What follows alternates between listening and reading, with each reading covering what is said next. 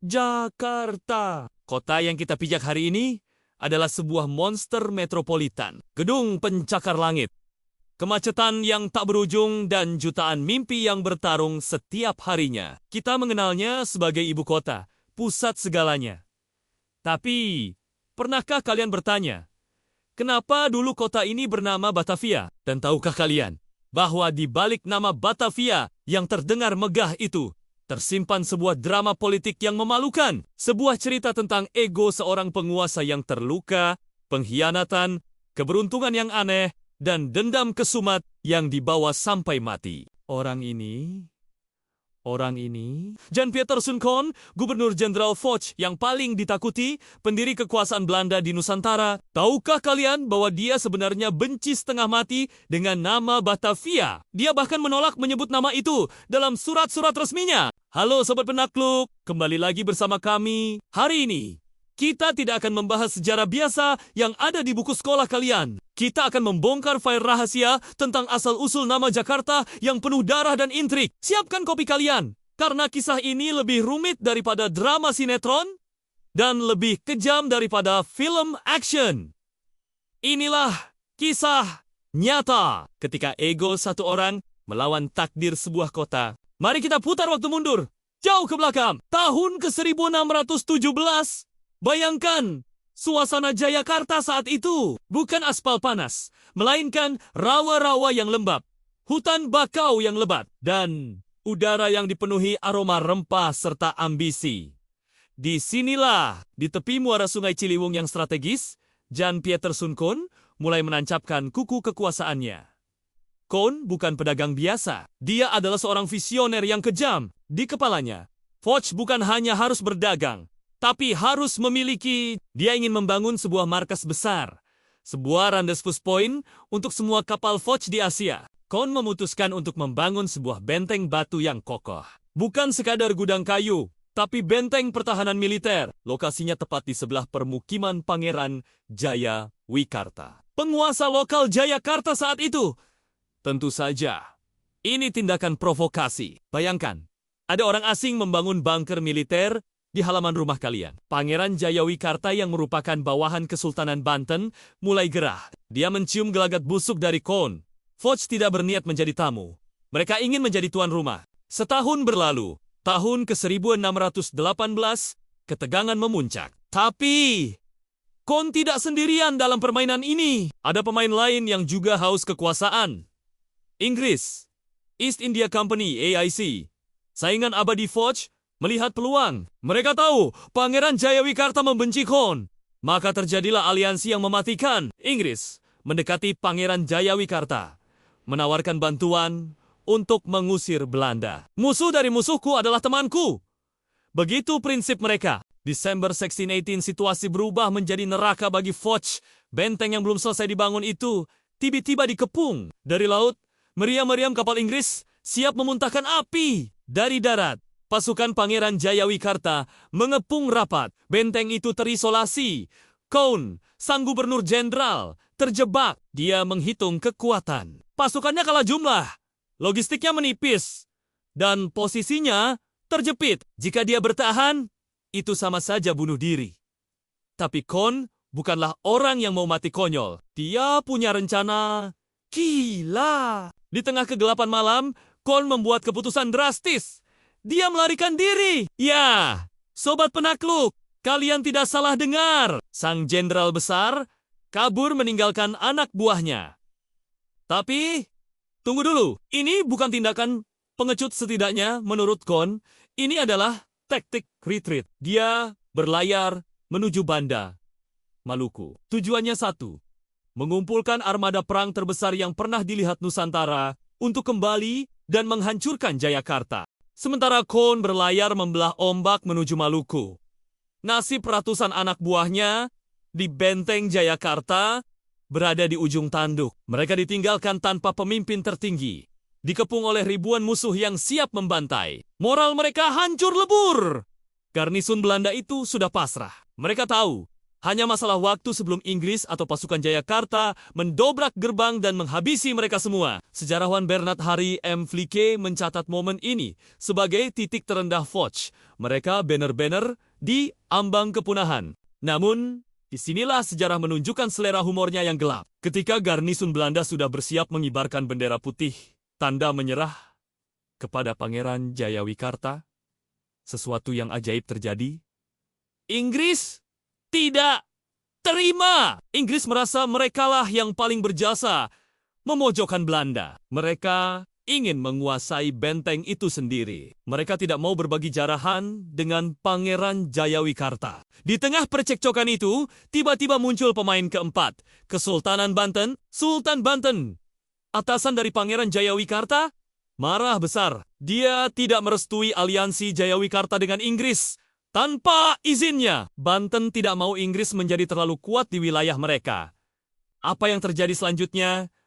Sungguh di luar nalar. Pasukan Banten justru datang untuk mengusir Pangeran Jayawikarta dan membatalkan penyerahan benteng Belanda. Jayawikarta, sang tuan rumah, malah diusir dari tanahnya sendiri oleh tuannya. Inggris melihat situasi menjadi kacau balau dan takut aset mereka di Banten disita oleh Sultan. Memilih untuk mundur teratur.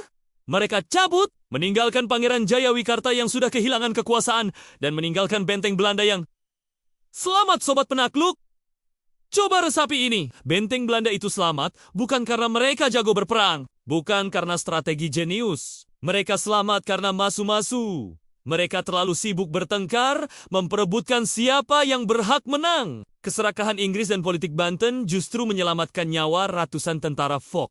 Berita mundurnya Inggris dan diusirnya Jayawikarta sampai ke telinga garnisun Belanda di dalam benteng. Rasa takut akan kematian seketika berubah menjadi euforia gila. Mereka merasa mendapat mukjizat.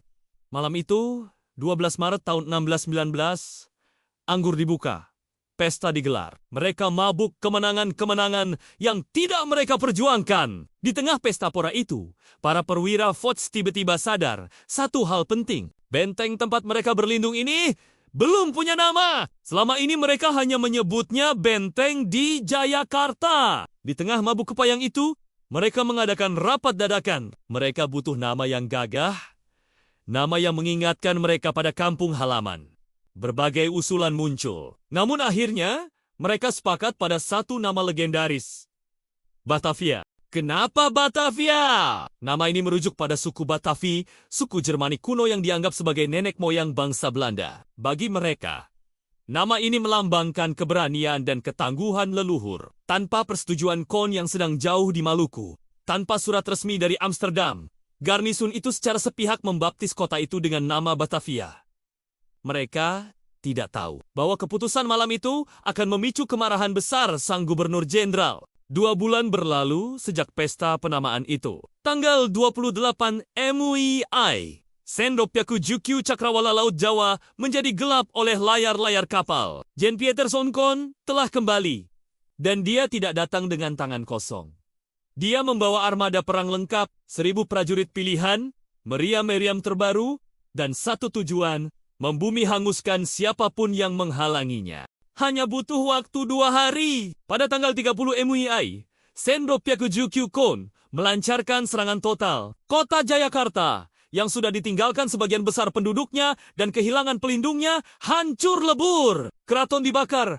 Rumah-rumah diratakan dengan tanah. Dalam catatan sejarah, Kon menang telak dengan kerugian minimal konon hanya 1 orang anak buahnya yang tewas. Mungkin karena kecelakaan, bukan perang. Jayakarta sudah takluk. Di atas puing-puingnya, Kon siap membangun ibu kota imperium barunya. Tapi, saat dia melangkah masuk ke bentengnya, senyum kemenangannya lenyap seketika. Matanya tertuju pada satu tulisan yang terpampang di dinding benteng. Batavia. Darah Kon mendidih. Bagaimana bisa? Siapa yang berani memberi nama benteng dia tanpa izinnya? Dan... kenapa harus Batavia? Bagi Kon, nama itu kuno, tidak personal, dan tidak mewakili ambisinya. Kon punya rencana lain. Sebagai putra asli kota Horn di Belanda Utara, dia sudah menyiapkan nama impiannya. Neyuhorn Horn baru. Dia ingin kota ini menjadi monumen bagi tanah kelahirannya. Warisan abadi namanya di timur. Tapi nama Batavia sudah terlanjur populer di kalangan prajurit. Sudah terlanjur ditulis dalam logbook harian benteng. Kon terjebak dalam situasi konyol, dia menang perang melawan Roju Raja Jawa dan Inggris. Tapi dia sedang kalah perang melawan nama yang dibuat anak buahnya sendiri. Sobat penakluk, disinilah ironi terbesar dimulai.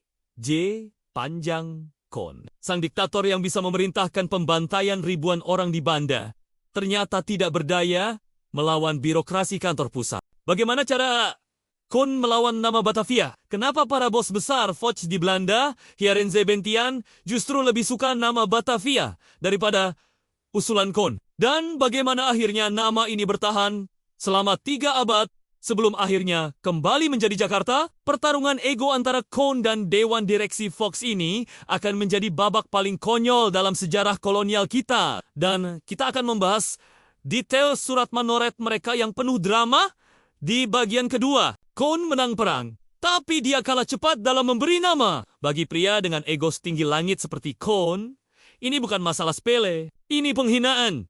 Bayangkan, kalian adalah CO, sebuah perusahaan raksasa di cabang terjauh. Kalian baru saja menaklukkan wilayah baru, mempertaruhkan nyawa. Wajar dong, kalau kalian ingin menamai wilayah itu sesuai keinginan kalian. Kon ingin nama Neu Horn baru.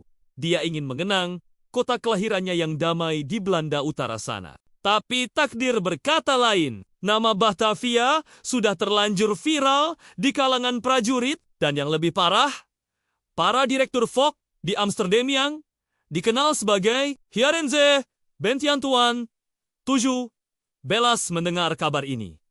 Di Amsterdam, Hyarinze Bentian berpikir pragmatis. Mereka tidak peduli dengan sentimentalisme Kon terhadap kampung halamannya. Bagi mereka, nama Neuhorn itu terlalu kedaerahan, terlalu kampungan. Mereka butuh nama yang menyatukan. Batavia adalah pilihan sempurna bagi korporat. Mengapa? Karena Batavia adalah mitos leluhur bersama seluruh bangsa Belanda. Itu nama yang nasionalis. Itu nama yang bisa dijual. Maka, mereka mengirim surat keputusan. Tapi Kon keras kepala. Sobat penakluk, kalian harus tahu betapa kekana Koni Konekon waktu itu. Meskipun dia tahu nama Batavia sudah dipakai, dia menolak menuliskannya dalam surat resmi. Dalam setiap laporan yang dia kirim ke Belanda, dia tidak mau menulis Batavia. Dia selalu menulis datum in head Kasteel Jakarta tertanda di Benteng Jayakarta. Dia lebih rela menggunakan nama musuh yang sudah dia hancurkan, Jayakarta atau Jacatra, daripada mengakui nama Batavia yang dia benci. Ini adalah bentuk protes pasif-agresif level dewa. Bayangkan, Gubernur Jenderal menulis alamat kantornya sendiri dengan nama yang salah, cuma karena dia ngambek. Namun, sekeras apapun batu karang, ombak pasti menang. Kon tidak bisa melawan selamanya. Pada tanggal 4 Maret tahun 1621, Hyarinze Bentian mengeluarkan resolusi final, sebuah surat sakti. Isinya tegas, padat, dan tidak bisa dibantah. Mereka meresmikan nama Batavia. Keputusan ini seperti jeweran telinga buat Kon. Pesannya jelas. Kon, kami tahu kamu hebat, tapi kami yang punya uang. Nurut atau minggir. Akhirnya, dengan berat hati, Kon menyerah. Mulai saat itu, nama Batavia resmi tertulis di peta dunia. Mimpi tentang Neuhorn dikubur dalam-dalam bersama puing-puing Jayakarta. Kon mungkin memenangkan wilayahnya, tapi dia kehilangan hak untuk menamainya.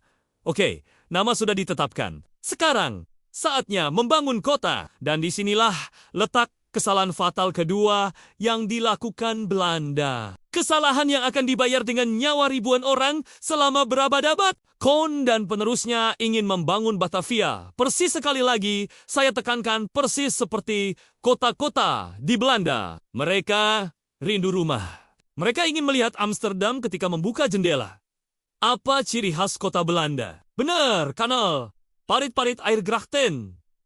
Di Belanda, kanal itu penting. Fungsinya untuk drainase lahan gambut dan transportasi. Di sana, udaranya dingin, airnya mengalir lancar menuju laut. Maka, digalilah tanah Jakarta. Sungai Ciliwung disodet. Kanal-kanal lurus dibuat membelah kota. Rumah-rumah dibangun berhimpitan, tinggi, memanjang ke belakang, dengan jendela-jendela kecil dan rapat. Persis rumah di pinggir kanal Amsterdam. Awalnya cantik, luar biasa indah. Batavia dijuluki Koningin het Oosten atau Ratu dari Timur. Orang Eropa yang baru datang ternganga melihat ada Eropa kecil di tengah hutan tropis. Mereka merasa nyaman, mereka merasa di rumah. Tapi mereka lupa satu hal sederhana. Ini tropis, Bung. Di Belanda, air kanal itu dingin dan mengalir. Di Batavia, matahari khatulistiwa memanggang air itu setiap hari. Kanal yang awalnya jernih, perlahan menjadi dangkal karena sedimentasi lumpur dari hulu Ciliwung yang membawa tanah vulkanik. Air itu diam stagnan. Dan kalian tahu apa yang terjadi pada air diam di daerah tropis? Pesta Porana Yamuk. Anopeles. Kanal-kanal kebanggaan Belanda itu berubah menjadi peternakan nyamuk malaria terbesar di dunia. Ditambah lagi, kebiasaan orang zaman itu yang membuang limbah rumah tangga langsung ke kanal. Kanal itu menjadi septic tank raksasa yang terbuka. Dan ingat rama-rama gaya Belanda tadi? Rumah dengan atap rapat dan jendela kecil untuk menahan dinginnya angin utara Eropa ketika dibangun di Jakarta yang panas dan lembab. Rumah itu berubah menjadi oven. Sirkulasi udara mati. Kuman berpesta di dalam rumah yang pengap. Akibatnya mengerikan. Wabah penyakit meledak, malaria, kolera di Zentori. Orang-orang Eropa yang baru datang, yang kekebalan tubuhnya lemah terhadap penyakit tropis, berguguran seperti lalat. Ada pepatah menyeramkan di Batavia saat itu. Jangan tanya siapa yang hidup, tapi tanyalah siapa yang belum mati. Julukan Ratu dari Timur perlahan luntur. Batavia mendapat julukan baru yang jauh lebih gelap, Gurafude Ahorandaze, alias kuburan orang Belanda. Orang kaya, perwira tinggi, nyonya besar, sampai budak-budak. Semua dihantui kematian. Ironis bukan? Mereka memaksakan gaya hidup dan arsitektur tanah asal mereka demi ego dan kenyamanan visual, tapi justru itulah yang membunuh mereka pelan-pelan. Alam tropis Nusantara seolah menolak kehadiran bentukan asing yang tidak mau beradaptasi. Di tengah wabah penyakit itu, kehidupan sosial di Batavia juga tak kalah sakitnya. Kohn dan penerusnya merancang kota ini dengan segregasi yang ketat. Rasisme dilembagakan dalam tata kota. Di dalam tembok benteng sekarang, area kota tua adalah area eksklusif. Hanya orang Eropa, orang berdarah campuran Indo, dan beberapa etnis tertentu yang boleh tinggal dengan nyamannya. Senyaman-nyamannya tinggal di sebelah kanal bau. Sementara penduduk pribumi, orang Jawa, Sunda, dan etnis Nusantara lainnya, mereka didorong keluar. Mereka tinggal di London, wilayah di luar tembok kota. Mereka dianggap ancaman. Foch masih trauma dengan serangan Mataram dan Banten. Jadi, mereka curiga pada setiap pribumi yang mendekat. Penduduk lokal dilarang berkeliaran di dalam tembok kota pada malam hari. Ada jam malam. Jika kalian pribumi dan ketahuan ada di dalam tembok setelah matahari terbenam tanpa izin, nyawa taruhannya. Namun, Foch butuh tenaga kerja. Mereka butuh pedagang. Maka, didatangkanlah orang-orang Tionghoa untuk menjadi penggerak ekonomi dan budak-budak dari India, Bali, Sulawesi, serta pulau-pulau lain. Batavia menjadi melting pot yang dipaksakan. Sebuah panci presto berisi berbagai ras yang ditekan oleh aturan ketat. Foch siap meledak kapan saja. Ratusan tahun berlalu. Bau busuk Batavia lama, kota tua, sudah tak tertahankan lagi. Pusat kota itu sudah benar-benar jadi sarang penyakit. Memasuki abad ke-19, muncul sosok Gubernur Jenderal Herman Willem Danilsey Tangan Besi. Dia melihat Batavia lama dan berkata, "Tempat ini menjijikan. Kita pindah. Pusat pemerintahan digeser ke selatan, ke wilayah yang lebih tinggi, udaranya lebih bersih." Wilayah itu dinamai Weltevreden, yang artinya benar-benar puas. Inilah cikal bakal Jakarta Pusat yang kita kenal sekarang, daerah Lapangan Banteng, Istana Negara. Batavia lama kota impian JP, Kohn yang dibangun dengan darah dan ego, perlahan ditinggalkan. Gedung-gedungnya runtuh, tembok bentengnya dihancurkan untuk bahan bangunan di tempat baru. Kota yang nama aslinya dibenci Kohn itu, akhirnya mati suri. Menjadi kota hantu yang kumuh. Sobat penakluk, kita sudah melihat bagaimana Batavia lahir dari intrik dan bagaimana ia tumbuh menjadi kota yang sakit karena salah urus. Selama lebih dari 300 tahun, nama Batavia bercokol di peta dunia. Seolah-olah nama itu akan abadi. Tapi sejarah selalu punya cara untuk memutarbalikkan keadaan. Tidak ada yang abadi. Kekuasaan Belanda yang terasa sangat kokoh itu tiba-tiba runtuh hanya dalam hitungan hari. Tahun ke-1942, Perang Dunia II raksasa dari utara datang. Jepang mendarat di Jawa. Dan salah satu hal pertama yang mereka lakukan adalah menghapus segala jejak Belanda, termasuk nama kebanggaan mereka, Batavia. Bagaimana detik-detik pergantian nama itu terjadi? Dan benarkah nama Jakarta adalah hadiah dari Jepang?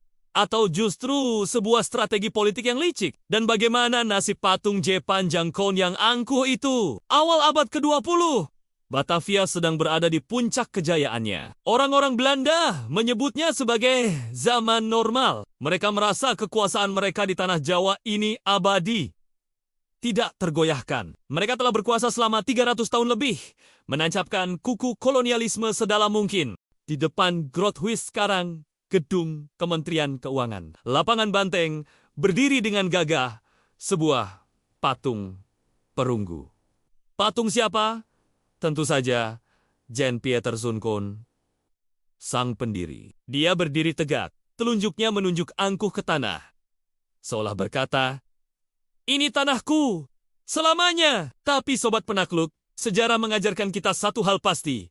Kesombongan adalah awal dari kehancuran. Mereka tidak sadar, di ufuk utara, badai yang jauh lebih ganas daripada Inggris atau Mataram sedang bergerak mendekat.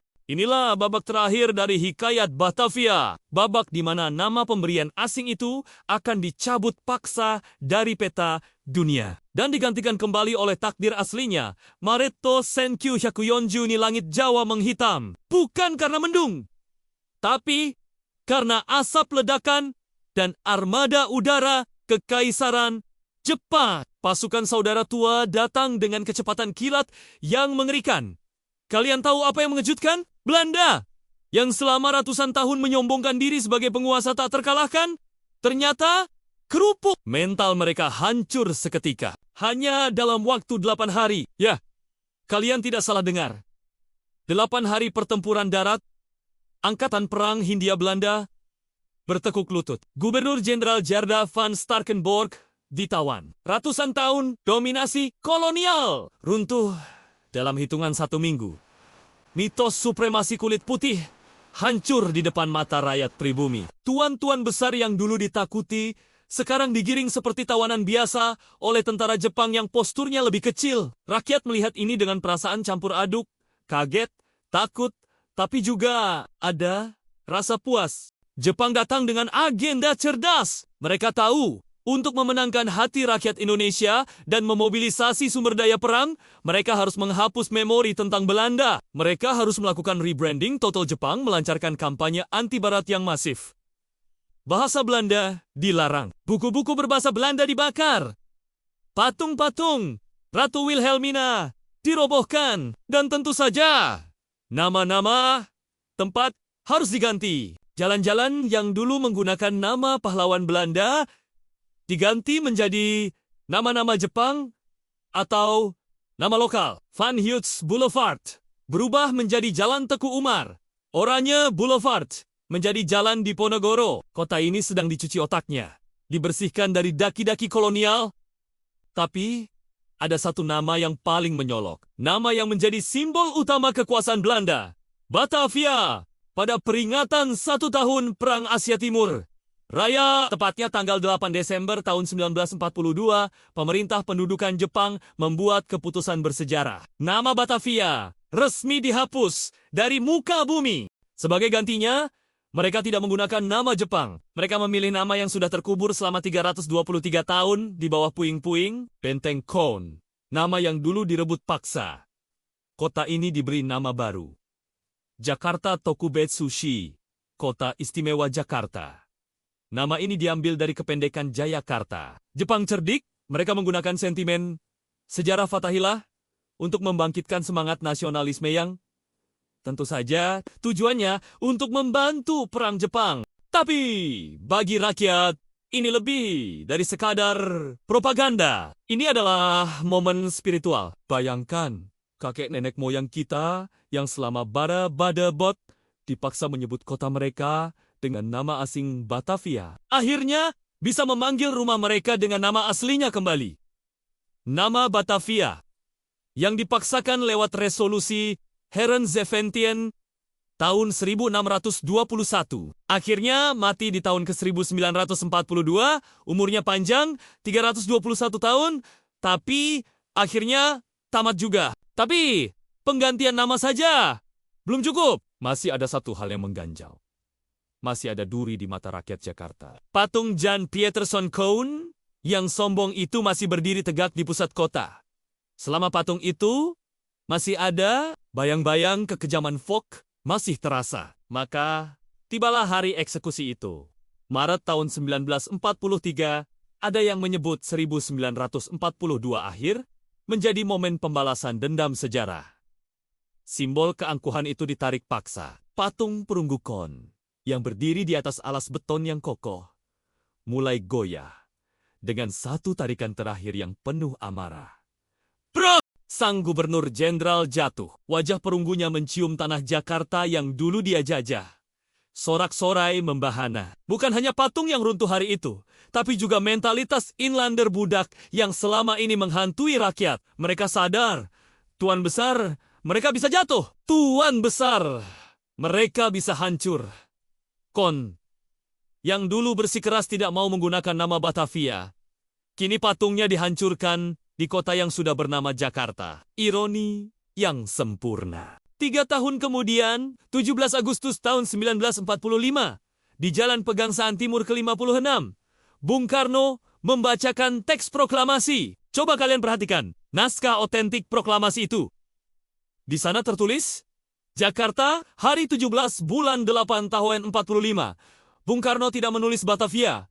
Dia menulis Jakarta. Ini adalah stempel pengesahan terakhir bahwa kota ini, ibu kota republik yang baru lahir ini, adalah milik bangsa sendiri. Nama Jakarta bukan lagi pemberian Jepang, tapi sudah diambil alih menjadi identitas kemerdekaan. Sejak saat itu, nama Batavia tinggal sejarah. Ia hanya hidup di buku-buku tua, di nama kafe, atau nama hotel yang ingin terkesan vintage. Tapi jiwa kota ini adalah Jakarta. Sobat penakluk, cerita kita hampir usai. Hari ini, kita hidup di Jakarta. Kota yang, ya, kita tahu sendiri, macet, polusi, banjir, dan seringkali terasa kejam. Kita harus jujur. Banyak masalah Jakarta hari ini adalah warisan dari masa lalu. Banjir yang tak kunjung usai. Itu karena Belanda memaksakan konsep kota air di tanah yang salah. Tata kota yang semrawut itu sisa-sisa segregasi sosial zaman Fok. Panjang, Koen, mungkin sudah mati, patungnya sudah hancur, dan nama Batavia sudah hilang. Tapi hantu kesalahannya dalam merancang kota ini masih menghantui kita setiap musim hujan tiba. Namun, ada satu hal yang gagal dihancurkan oleh Kon, Fok, maupun Jepang, yaitu semangat orang-orangnya. Jakarta adalah kota petarung, sama seperti pasukan Fathahilah yang merebut Sunda Kelapa, sama seperti rakyat yang merobohkan patung Kon. Orang Jakarta tangguh, kita bertahan hidup di atas tanah yang sejarahnya penuh darah dan intrik ini. Jadi, apa yang bisa kita pelajari dari drama panjang 400 tahun ini? Bahwa sebuah nama bukan sekadar label. Di balik nama Jakarta, ada harga diri yang diperjuangkan mati-matian. Ada ego panjang, Kon yang kalah melawan takdir. Ada keberuntungan konyol garnisun benteng yang mabuk. Dan ada darah para pejuang yang ingin merdeka. Nama kota ini adalah Jayakarta, kemenangan yang paripurna. Bukan Batavia, bukan Neyuhon. Dan selamanya, sejarah akan mencatat bahwa ego satu orang tiran tidak akan pernah bisa mengalahkan identitas suatu bangsa. Kalau kalian merasa video ini membuka wawasan baru, jangan lupa like, share, dan subscribe. Bantu kami menyebarkan sejarah yang tidak diajarkan di sekolah ini. Tulis di kolom komentar, sebagai warga Indonesia, apakah kalian lebih suka nama Jakarta atau nama lain? Dan menurut kalian, apakah ibu kota baru nanti akan punya drama sejarah yang sama?